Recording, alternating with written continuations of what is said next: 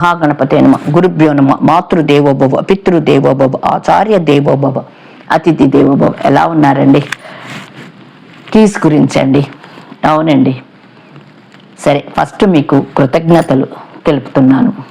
చాలా సంతోషము, మీరందరూ అభిప్రాయము తెలుపుతున్నారు సబ్స్క్రైబ్ చేసుకున్నందుకు. నిజంగా చాలా చాలా థ్యాంక్స్ అండి. సరే, టాపిక్లోకి వెళ్ళిపోదాము. మొన్న మీకు చెప్పాను కదా, కీస్ గురించి చెప్తానండి అనేసి.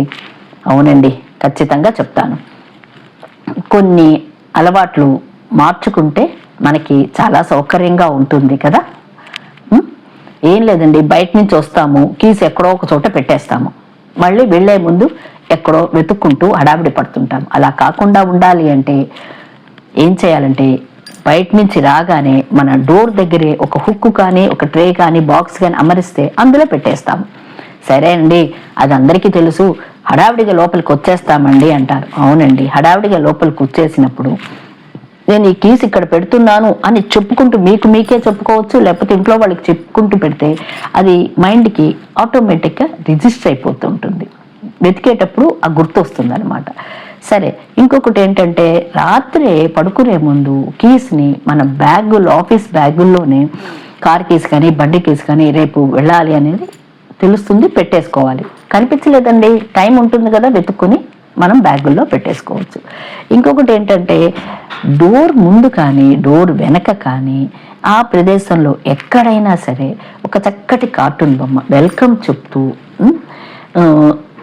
ఈ కీస్ ఇక్కడ పెట్టండి అనే ఒక అర్థం వచ్చేటట్టు ఒక బొమ్మని గీసి అందులో స్టిక్ చేస్తే డోర్కి, అప్పుడేమవుతుంది, మనం బయట నుంచి వచ్చేటప్పుడు డోర్ని ఇలా చూస్తాము, అది వెల్కమ్ చెప్తున్నట్టు ఉంటుంది, మన కీస్ని అడుగుతున్నట్టు ఉంటుంది. వెంటనే కీస్ అక్కడ పెట్టేస్తామన్నమాట, ఆ ప్లేస్లో కదా. అక్కడ ఒక చిన్నటిది అమర్స్తే అప్పుడు మనకి కళ్ళకి, మైండ్కి రిజిస్టర్ అయిపోతుంది. ఇలా కొన్ని రోజులు చేస్తున్నామే అనుకోండి, అప్పుడు ఏమవుతుంది, ఆటోమేటిక్గా తెలియకుండా అక్కడ ట్రే దగ్గర ఎక్కడికో మన చేతులు వెళ్ళిపోతాయి, కీస్ ఇక్కడ పెట్టాలి అనే దేంతో.